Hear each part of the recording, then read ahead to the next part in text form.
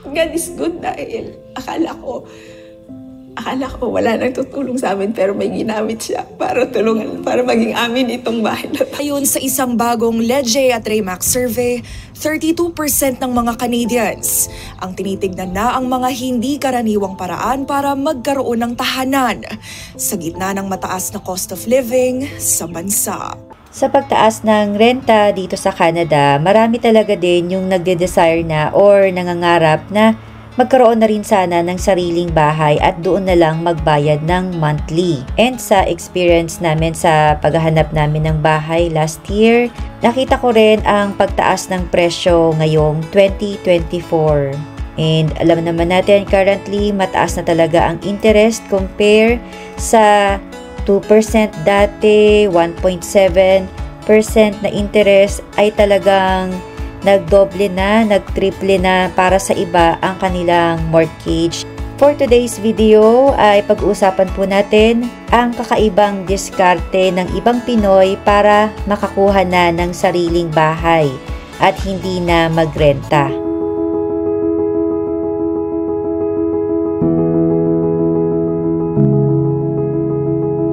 Iba't ibang diskarte na raw ang ginagawa ng marami sa Canada, kabilang ang ilang Pilipino para magkabahay. Silipin kung paano nakakapasok ang ilan sa mahirap na housing market sa Canada sa report ni Teresa Radula. God is good dahil akala ko wala nang tutulong sa amin pero may ginamit siya para tulungan, para maging amin itong bahay na to. Hindi may pagkakailang pasasalamat ng kababayang taga-Ontario na si Roselia Pastor. Matapos kasi ang 11 taon sa Canada bilang live-in caregiver, single mom at breadwinner ng kanyang pamilya. May pagmamalaki na rin niya na isa siyang homeowner. Parang I'm dreaming, parang anak, kurutin mo ako. Totoo ba ito? Kasi it's talagang napaka-imposible kasi yung nangyari. Wala pang 1 linggo nang matanggap ni Pastor ang susi sa kanyang unang sariling tahanan. Muntik nang hindi makakuha ng mortgage. Pero naging posible dahil sa kanyang diskarte at malapit na kaibigan. Sabi, dapat 3 tao. Kasi yung income ko is na hindi masyadong mataas. So nasa minimum lang ako. And then, one of my best friend na sabi, yung kapatid niya, sabi, nung nag-ask ako, nag-ask ako na to sign.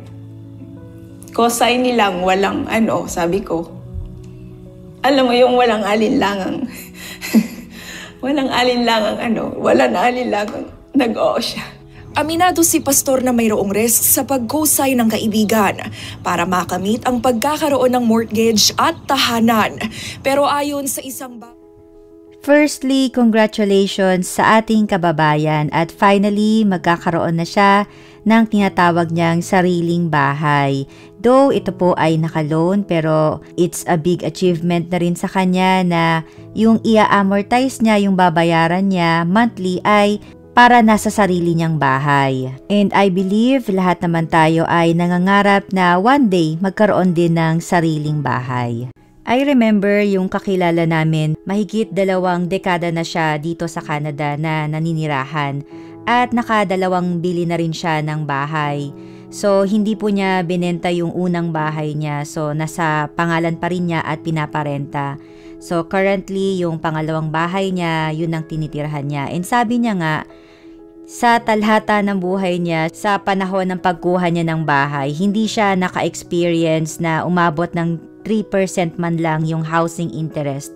And ngayon talagang sobra din yung kanyang reaction sa taas ng interest. And isa pang bagay ay yung pagtaas ng presyo ng bahay. Why buying a home in Canada is so friggin' hard right now. Yes, it is very, very hard, but it's not unachievable. But it's significantly harder than before. Na-mention ko sa start ng video kanina na sa paghahanap din namin ng bahay last year, naobserbahan ko kung paano tumaas yung presyo ng bahay. So sa aming experiences, kasi tinitingnan namin, binabalikan namin yung mga websites na pinagtitingnan namin before, tumaas na ng 50,000, 100,000. Sad reality, ayun, mas nagiging mahirap na maging affordable ang mga house prices nowadays. At na-mention nga din sa video ng ating kababayan yung struggle niya na ma-approve sa housing loan ng siya lang. So dito po sa Canada, ang bangko ay nagko-consider ng mga several factors para pahiramin tayo sa ating housing loan. So kasama na dito ang credit score, yung ating income, and even yung employment history kung stable ba to.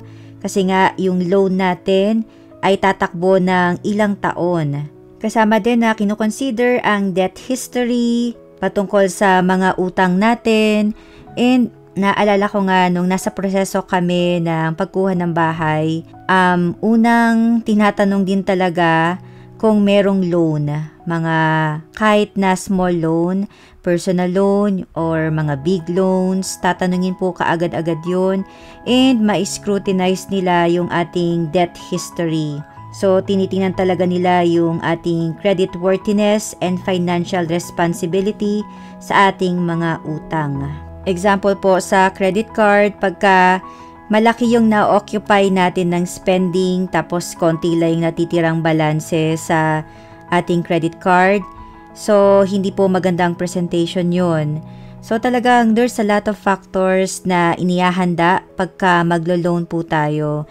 And nowadays, tumataas ang bilihin, tumataas ang housing interest, tumataas ang housing prices. So, marami talagang struggle and challenges sa pagkuha ng bahay. Aside din po sa ating kababayan, may mga ibang Canadians din na ganito na yung nagiging style ng pagkuha ng bahay. So, bumibili sila ng bahay or kumukuha ng loan kasama ang family. Example, magkakapatid o kaya kasama din ng magulang yung mga anak na nagtatrabaho para mag-joint force at ma-meet yung requirement sa income. And yung iba nga, kahit kaibigan, ay nagjo-join force na para makabili sila ng sariling bahay at maipasok sa loan. Siguro yung i-consider lang din halimbawa kung ang family members or mga anak na young professionals, hindi lang siya ganun na recommended kasi pwedeng may mga situations na magbago ng kanilang buhay, halimbawa mag-aasawa, and then nakapako sila sa long-term loan na ganito. So, those things na i-consider din talaga at pag-iisipan. Kasi as you know, bago ka makapag-loan sa bank, medyo strict kasi yung bank eh. So, minsan pag hindi qualified, especially dun sa income, kung hindi enough, nag-a-add sila ng isa pang tao na may magandang credit record para yun nga, mag-qualify sila doon sa mortgage para pautangin sila ng bangko. 13% naman sa mga rumesponde sa survey, mga kasalukuyang homeowners na binili ang kanilang tahanan sa hindi tradisyonal na paraan. Kabilang ang co-ownership sa hindi asawa. As a mortgage specialist, ilan yung pinakamaraming nag-co-sign para makabili ng bahay? For me, 5. 5? Yes. And sila family members? Magkakaibigan. Because of the interest rate today, at this time, ang sobrang hirap. May paalala naman ng isang abogado sa mga nagnanais tahaki ng ganitong klaseng home ownership at mga makikipirma lamang sa mortgage. If ever na hindi makapagbayad for whatever reason yung principal owner, pwede rin siyang singilin ng bank kasi again co-borrower siya eh. Andun yung pangalan niya dun sa mortgage documents. Doon naman sa part ng actual owners, make sure lang na you have a very good relationship with that person kasi otherwise, pag meron kayong gustong gawin, let's say ibenta or magre-remortgage, kung hindi pipirma yung co-borrower ninyo or co-owner ninyo, hindi nyo magagawa yung gusto nyo. Kumpiyansa naman si Pastor sa kanyang desisyon. Mas pa kami sa family. So, hindi ako natatakot ba? Kasi kakilala ko siya eh, and then I trust her as well. Sa nasabi ring survey, 73% ng Canadians ang naniniwalang mabuting investment ang sariling bahay. Payo ng isang mortgage specialist. Kung handa ka na, right? Kasi kung hindi ka pa handa at pipilitin natin, hindi magugustuhan ng resulta.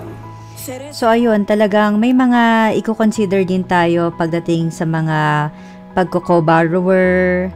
Kasi long-term loan ito, talagang hindi siya basta-basta. And ako rin sa personal kong experience, meron na rin akong na-encounter na ganito sa workplace ko before. So, maliit na loan lang din naman, personal loan. At naging co-borrower tayo dahil kailangang merong magsasign na co-borrower ba yun o guarantor. So, ayun, pero in short, nagbayad ako noon and kinakaltas sa sweldo. So, buti naman, kasi nag-resign na yung kasama namin na yun. Pero buti naman, binayaran din naman niya kami, paunti-unti din. Ayun nga lang, talagang nabawas na lang din sa sweldo namin ng unti-unti. And then eventually, ayun, nakabayad naman siya. And maayos na rin ang buhay niya ngayon sa awa ng Diyos. So, those things lang na i-consider din natin at pag-iisipan ng mabuti sa pag-co-borrower. Nowadays, talagang may struggle lang sa pagkuha ng bahay sa mga hinaharap natin na crisis. Pero at the end of the day, hindi mo rin kasi gugustuhin din na manatiling mag-rent.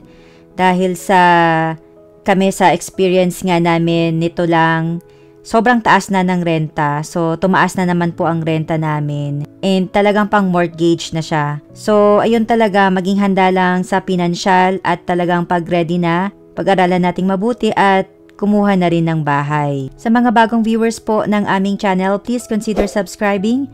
We feature videos about student process, work permit, visitor's visa application, PR, immigration topics, and life here in Canada. Kung nagustuhan po ninyo ang ating video, please give me a thumbs up. Talagang malaking tulong po ito sa aming channel. Take care guys. Thank you for watching. I'll see you again. Bye for now.